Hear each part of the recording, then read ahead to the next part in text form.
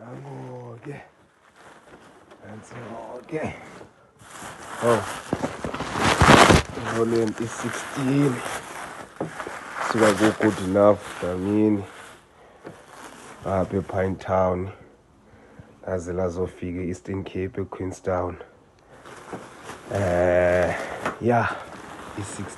Igama lami uGood Enough Dlamini Sibongo ngifundisa itende, ngidla itende ngiphinde-ke ngiwadayisa amakhebhodi engisuke ngifundisa ngawo itende. Itende ngilifundisapi? Ngilifundisa ku-YouTube naku-TikTok. Angikwenzi ama-1-on-1, angikwazi ukwenza into ekanjalo futhi angifundisi ngo-WhatsApp.